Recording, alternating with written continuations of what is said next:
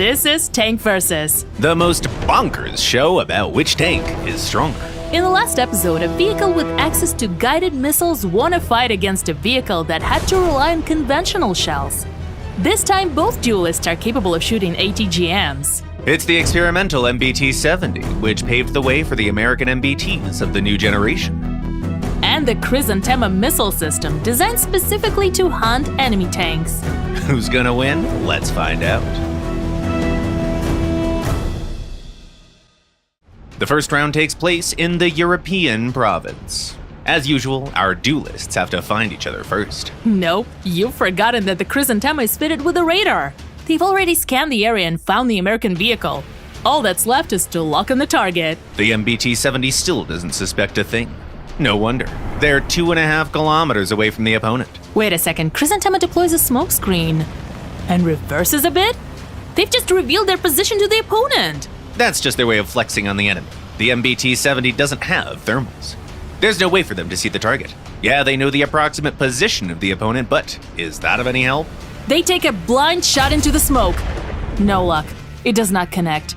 Chrysanthema immediately strikes back. An ATGM flies out of the smoke. Radar doesn't care if there's a smokescreen or not, it can still radar lock.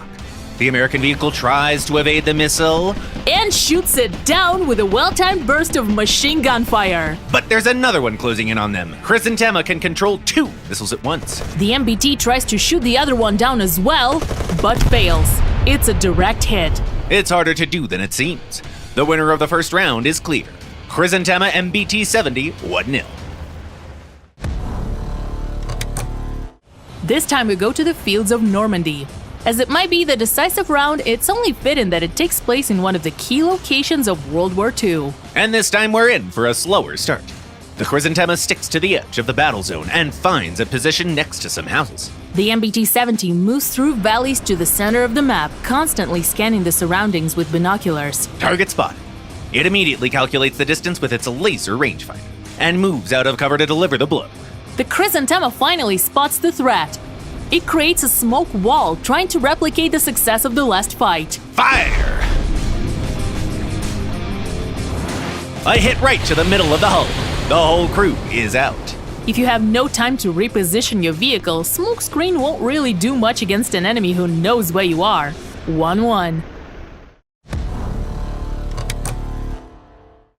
It's time for a truly decisive battle in the sands of Sinai.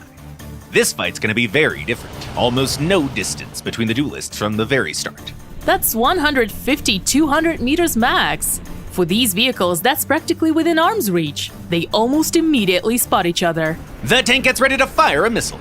That's right, the MBT also has access to ATGMs and wants to give the enemy a taste of their own medicine.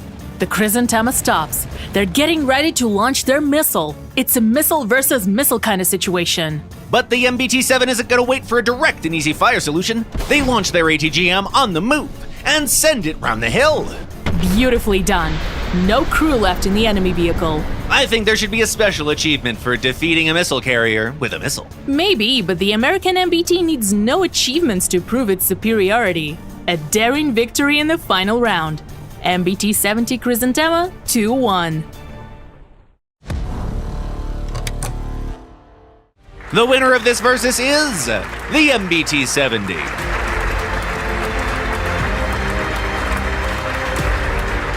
See the next episode of Tank Versus next week. We're going back in time. The German Panzer III versus the Soviet T-50. Nearly vertical armor versus sloped armor. Share your predictions in the comments below.